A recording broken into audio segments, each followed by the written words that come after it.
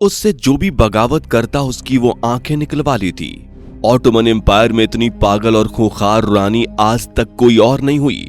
उसने मर्दों को बेचने के लिए बाजार लगाना शुरू कर दिया था, जिसमें रईस औरतें आदमियों को खरीदने के लिए आती थीं और अपने मन मुताबिक आदमियों की बोली लगाकर उन्हें गुलाम बनाकर ले जाती थीं।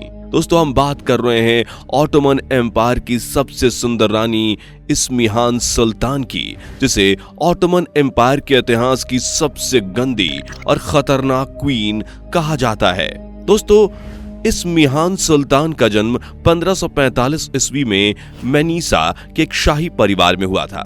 इस्मिहान सुल्तान सलीम द्वितीय और नूर बानो सुल्तान की बेटी थी। सलीम द्वितीय उस समय अपनी जवानी में पूरी प्रजा में एक भूखे शेर की तरह मशहूर थे। इस्मिहान सुल्तान के जन्म के बाद उसकी परवरिश सुलेमान प्रथम के महल में हुई थी, जो कि उसके दादा थे, क्योंकि सलीम द्वितीय को तो बस अपनी अय्याशियों से मतलब रहता था। नूर बानो चाहती थी कि उसकी बेटी आगे चलकर ऑटोमन एम्पायर को संभाले, लेकिन सलीम द्वितीय के अनगिनत औरतों से संबंध होने के कारण उसे ये डर था कि कहीं वो किसी लड़की के चक्कर में फंसकर इस एम्पायर को किसी दूसरे के हाथ में न सौंप दे। दोस्तों, इस्मिहान बचपन से ही खूबसूरत थी। ऊपर से उसका गोरा रंग और भरा हुआ बदन उसकी खूबसूरती को और भी ज्यादा बढ़ा देते थे।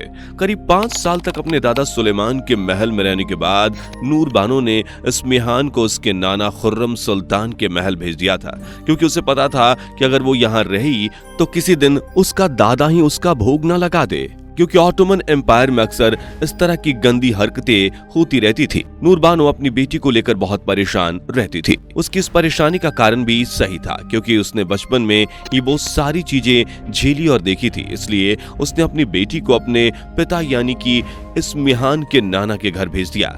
दोस्तों, कहते हैं कि छोटे बच्चे बड़े ही शार्प माइंडेड होते हैं। उनके सामने आप जो करेंगे वो आपसे वही सीखेंगे और आगे चलकर वही करेंगे। अपने बाप की काली करतूतों को देखते और सुनते सुनते इस्मिहान सुल्तान बचपन से ही चीजों को जल्दी समझने लगी थी। वो बचपन से ही गुस्सैल होना शुरू हो गई थी और कहते हैं कि जब एक खूबसूरत लड़की गुस्सा करने लगती है तो वो और भी ज्यादा खूबसूरत हो जाती है। करीब 12 साल की होते होते इस्मिहान सबकी आंखों में बस गई थी। कई बार तो उसके दादा सुलेमान ने इस्मिहान को राज्य, धन और आभूषण देकर उसका भोग लगाना चाहा था, लेकिन इस्मिहान बचपन से ही चालाक थी और वो चालाकी से बच जाती थी। तो कभी उसकी मां नूर बानो उसके आसपास आ जाती थी, इसलिए वो अभी तक बिल्कुल कुंवारी थी। कहते हैं कि जब नूर बानो अपनी बेटी इस्मिहान को शाम के समय सैर पर लेकर जाती थी तो पूरी प्रजा और दूर दूर कस्बों के लोग केवल इस्मिहान को ही देखने आते थे, क्योंकि उन्होंने सुन रखा था कि उसकी सूरत साफ शीशे की तरह है, जो एक बार देख ले उसका दीवाना हो जाए। कहते हैं कि उसके शरीर का रंग ऐसा था कि मानो अगर वो धूप में निकल जाए तो लगता था सोने से बनी हुई कोई हूर जमीन पर चल रही हो। अगर वो रात के समय चांद की रोशनी में निकल जाए तो लगता था कि मानो ऐसी कोई परी चल रही है जिसका बदन संगमरमर से तराशा गया हो। और अपनी खूबसूरती के किस्से सुनते सुनते उसे अपने ऊपर गुमान होने लगा था। नूर बानो का मन था कि इस्मिहान का निकाह जल्द ही करा दें, क्योंकि उसके बाप सलीम द्वितीय की नजर भी हमेशा से ही इस्मिहान पर रहती थी। तभी राजनीतिक रिश्तों के चलते इस्मिहान का निकाह सोकोलू मोहम्मद पाशा से तय कर दिया गया, क्योंकि पाशा एक बड़ा नाम था। वो अपने दिमागी खेल के लिए जाना जाता था।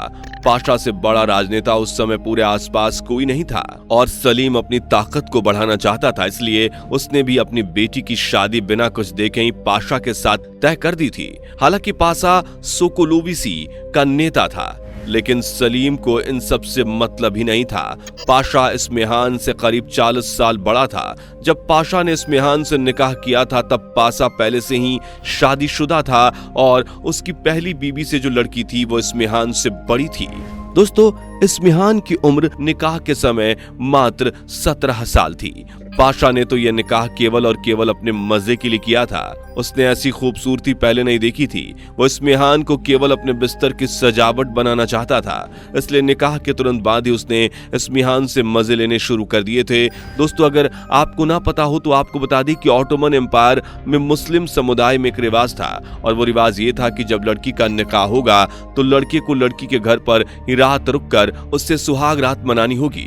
मुझे मालूम है कि यह सब सुनकर आपको थोड़ा अजीब लग रहा होगा, लेकिन ये ऑटोमन एम्पायर है। यहाँ जो हो जाए वही कम है। इसलिए रात के समय जब इस्मिहान और पाशा को एक कमरे में भेजा गया तो कुछ ही देर बाद महल में बैठे लोगों को किसी के रोने की आवाजें सुनाई दी। सलीम और नूरबानो ने इधर उधर देखा तो उन्हें एहसास हुआ कि ये आवाजें इस्मिहान के कमरे से आ रही हैं और अचानक से इस्मिहान ने काफी तेज रोना शुरू कर दिया और चिल्लाने लगी। इस्मिहान के पिता सलीम ने इन सब चीजों को अनसुना किया और वहां से चला गया। कुछ देर बाद नूरबानो भी वहां से चली गई। अगली सुबह जब नूरबानो ने उस कमरे में प्रवेश किया और जो देखा उसकी आंखें फटी की फटी रह गईं। जिस बिस्तर पर दोनों ने रात बिताई थी उस बिस्तर पर इतना खून लगा हुआ था कि नूरबानो से देखा नहीं गया और वो रोकर बाहर चली गई। पाशा जल्द ही अपने साथ इस्मिहान और सिपाहियों को लेकर सोकोलोबीसी की तरफ रवाना हो गया। उसने अपने महल पहुंचते ही सबसे पहले इस्मिहान को पर्दा करवाकर कक्ष में भिजवा दिया। इस्मिहान को चलने में दिक्कत हो रही थी तो कुछ कनीजें उसे उठा कर ले गईं और उस पर इत्र छिड़का। उस दिन के बाद से करीब 6 से 7 महीने तक पाशा ने इस्मिहान से खूब मजे लिए। कहते हैं कि वो दिन भर इस्मिहान को कपड़े नहीं पहनने देता था और उसके पास अपनी कनीजें रख देता था जो इस्मिहान की पूरी देखभाल करती थीं और उसे रोज सुबह दूध से भरे एक तालाब में नहलाती थीं और फिर खुशबूदार चंदन उसके बदन पर रगड़ती थीं। इस्मिहान रोज रोती थी क्योंकि अभी वो एक 17 साल की लड़की थी और पाशा एक अधेड़ उम्र का आदमी था जो रोज विदेशी शराब पीकर इस्मिहान के ऊपर चढ़ जाता और अपना काम करके सो जाता। ऐसा ही कई दिनों तक चलता रहा जिसके बाद इस्मिहान गर्भवती हो गई और पाशा को अपनी अय्याशी के लिए नई लड़की चाहिए थी। इसलिए उसने इस्मिहान की देखरेख के लिए कनीजों को छोड़ दिया और अपने हरम की दूसरी लड़कियों के साथ मजे करने लगा। कुछ दिनों बाद इस्मिहान ने एक लड़के को जन्म दिया और वो उसकी देखभाल करने लगी और कुछ समय बाद ही उसने देखा कि अब पाशा उसके पास नहीं आता। यह देखकर वो बेबस होने लगी और रात में उसे अकेलापन महसूस होने लगा। इस समय वो अपनी जवानी के चरम पर थी और इस समय उसकी उम्र 18 साल हो गई थी। कई महीने यूं ही गुजर गए लेकिन जब इस्मिहान को कोई नहीं मिला तब उसने अपनी भूख के लिए कनीजों का इस्तेमाल किया जो पाशा ने उसके लिए रखी थी। लेकिन कनीज भी हमेशा मर्दों की तलाश में रहती थी। उनमें से कुछ कनीजें जो कि इस्मिहान की खास थीं उनके साथ ही इस्मिहान गंदी हरकतें करने लगी। लेकिन जब उनके साथ भी इस्मिहान की तृप्ति नहीं हो रही थी तो उसके बाद इस्मिहान ने एक दिन पाशा से कहा कि उसे इस महल में डर लगता है इसलिए उसे किसी दूसरे महल में जाना है और उसने बहाना लगाया कि इससे वो अपने बच्चे की परवरिश भी अच्छे से कर पाएगी। पाशा ने भी ये सुनकर सोचा कि अगर इसे किसी दूसरे महल में रख दिया जाए तो वाकई मेरे बच्चे की परवरिश भी अच्छे से होगी। इसलिए पाशा ने इस्मिहान को एंड्रीने के एक भव्य महल में भिजवा दिया। इस्मिहान ने अपनी 2 खास कनीजों को साथ लिया और कुछ सैनिकों की सुरक्षा के साथ एंड्रीने के लिए रवाना हो गई। एंड्रीने पहुंचकर उसने देखा कि एंड्रीने वाला महल स्लोकोवीसी के महल से कई गुना बड़ा और अच्छा है। हालांकि उसमें सैनिक कम थे। नौकरानियों और कनीजों ने मिलकर इस्मिहान का कमरा साफ किया। अब इस्मिहान यहाँ पूरी आजादी के साथ रहने लगी और कुछ ही दिनों में उसने यहाँ अपना असली रंग दिखाना शुरू कर दिया। उसने अपने कनीजों को यह आदेश दिया कि जितने भी उसके महल में सैनिक हैं उनमें से जो भी सबसे हष्ट-पुष्ट सैनिक है उनको मेरे पास लेकर आओ और उन्हें सही से समझा देना। इस्मिहान के कहने पर कनीजें तगड़े और लंबी चौड़ी कदकाठी वाले सैनिकों को समझा कर लाती थीं कि अगर तुम रानी को खुश कर दोगे तो तुम्हें सोने के सिक्के दिए जाएंगे और सैनिक रात भर इस्मिहान को खुश करने में लगे रहते थे। ऐसा करते करते एंड्रीने के महल में रहने वाले करीब 100 सैनिकों और मंत्रियों ने इस्मिहान को खुश किया और अब सब इस्मिहान को ही एंड्रीने की असली सुल्तान मानने लगे थे।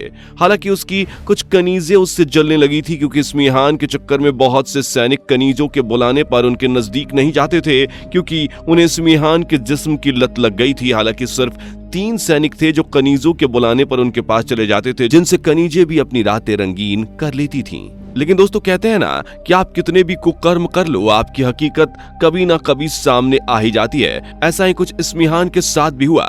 इस्मिहान और उसकी कनीजों की काली करतूत की खबर पाशा तक पहुंच चुकी थी।